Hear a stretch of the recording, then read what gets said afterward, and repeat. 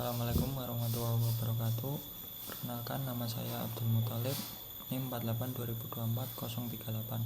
Nah, di sini saya akan mempresentasikan basic kinesiologi.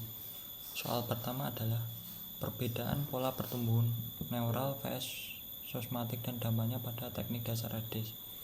Sistem neural matang lebih cepat, mencapai sekitar 90% ukuran dewasa di usia 5-10 tahun. Artinya, kemampuan koordinasi, keseimbangan, kontrol gerak sudah berkembang cukup baik sebaiknya. Sistem sosmatik seperti otot dan tulang tumbuh lebih lambat dan belum optimal. Maka, strategi pengajaran teknik dasar pada siswa SD harus fokus pada koordinasi, kelincahan, keseimbangan, dan pola gerak dasar, bukan pada kekuatan atau power besar. Secara fisiologi, ini sesuai dengan masa keemasan belajar motorik karena sistem saraf sedang dalam fase neuroplastis tinggi. Nah, soal kedua yaitu resiko latihan kekuatan intensif pada anak usia 7-8 tahun. Menurut kurva Sassmon, sistem somatik masih dalam fase pertumbuhan, lambat dan belum siap untuk beban berat.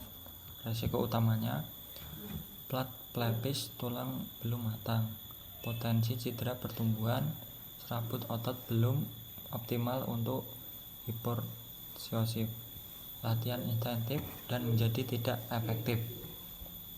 Sistem neural memang matang, tapi tidak cukup mendukung adaptasi kekuatan tinggi. Kesimpulannya, latihan kekuatan intensif tidak dianjurkan. Yang tepat adalah latihan berbasis berat badan atau body weight dengan intensitas ringan atau sedang. Yang soal nomor 3 yaitu lonjatan sosmatik pada remaja, resiko cedera, dan penyelesaian latihan. Pada masa pubertas, tulang memanjang cepat, sementara koordinasi belum menyesuaikan.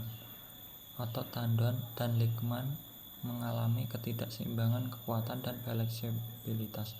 Risiko cedera meningkat seperti strain otot, cedera ligamen, nyeri punggung atau lutut.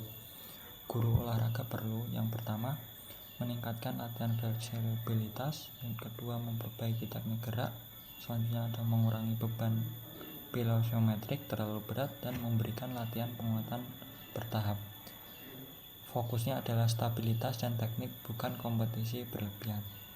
Nah, soal nomor 4 yaitu implikasi kurva limfoid yang overshot sebelum pubertas, yaitu pada usia 10-14 tahun sistem limfoid mencapai ukuran 200% dari dewasa, tetapi juga lebih mudah mengalami penurunan bila stres, termasuk stres latihan dan infeksi. Implikasi bagi aktivitas fisik, anak yang mudah infeksi harus diberi latihan dengan intensitas moderat. Hindari latihan berat berturut-turut, pastikan waktu istirahat cukup, hindari paparan lingkungan ekstrim seperti cuaca terlalu panas atau dingin. Tujuannya menjaga fungsi imun agar tidak drop. Nah, yang nomor 5 adalah pengaruh material general dan hormon remaja terhadap motivasi dan performa. Pada remaja, hormon seks meningkat cepat sehingga mempengaruhi energi, mood, percaya diri, dan performa fisik. Guru olahraga harus memahami bahwa fluktuasitas motivasi adalah normal, memberi pendekatan personal dan empati, tidak membandingkan remaja atau dengan lain karena maturisasi terjadi tidak serentak, memprioritaskan dukungan fisiologi yang positif dengan mengalami perubahan hormonal, mampu mengolah perilaku dan memaksimalkan partisipasi siswa. Yang nomor 6 adalah kurva Sassmon dalam membedakan pertumbuhan normal dan gangguan. Kurva Sassmon menunjukkan rentang perkembangan untuk setiap sistem tubuh. Guru olahraga dapat menilai apakah anak pertama lebih lambat dari rentang normal, sangat cepat berkembang, atau menunjukkan pola tidak wajar. Jika pola tubuh penyimpangan dari kurva itu bisa menjadi indikasi gangguan perkembangan. misal gangguan hormonal, masalah nutrisi, atau kelainan pertumbuhan. Dengan dasar kurva, guru dapat memberikan rekomendasi asesmen lebih lanjut kepada tenaga kesehatan. Nah, selanjutnya adalah mengapa keterampilan motorik tetap butuh panjang meski sistem neural matang. Nah, meskipun sistem neural hampir matang, kontrol motorik berlebihkan. Yang pertama, integrasi sensorik, pengalaman gerak berulang, adaptasi sinematik jangka panjang, pembelajaran prosedural, keterampilan motorik kompleks seperti renang, dribbling, atau smash membutuhkan refinement bertahun-tahun, adaptasi serta tetap berlangsung hingga remaja melalui proses mielinisasi lanjut dan penguatan jalur neural. Nah, soal nomor 8 adalah merancang pembelajaran motorik bagi siswa SD dengan somatik belum optimal. Karena sistem somatik masih berkembang pelan, fokus pembelajaran harus pada yang pertama koordinasi gerak, kelincahan, penguasaan pola dasar seperti lari dan lompat.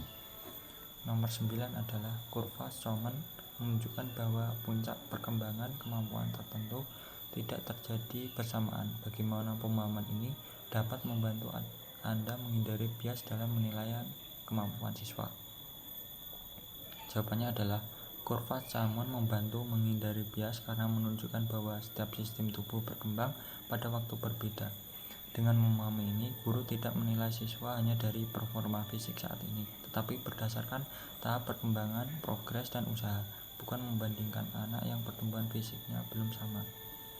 Nah, nomor 10 adalah bagaimana kurva Stroman memandu keputusan tersebut agar sesuai dengan perkembangan fisik dan fisiologis siswa. Untuk kurikulum SMP, prioritas latihan yang sesuai dengan kurva Stroman adalah pertama, koordinasi dan teknik dasar karena sistem neural sudah matang, kekuatan ringan dan daya tahan sistem general sedang berkembang pesat, fleksibilitas mencegah cedera saat ground sport, permainan tim sesuai perkembangan sosial atau emosi remaja. Kurva Stroman memandu agar latihan sesuai tingkat perkembangan, tidak terlalu berat dan fokus pada kebugaran teknik serta kerjasama. Nah, sekian presentasi dari saya. Bila ada kata yang tidak benar, saya mohon maaf. Saya akhiri. Wassalamualaikum warahmatullahi wabarakatuh.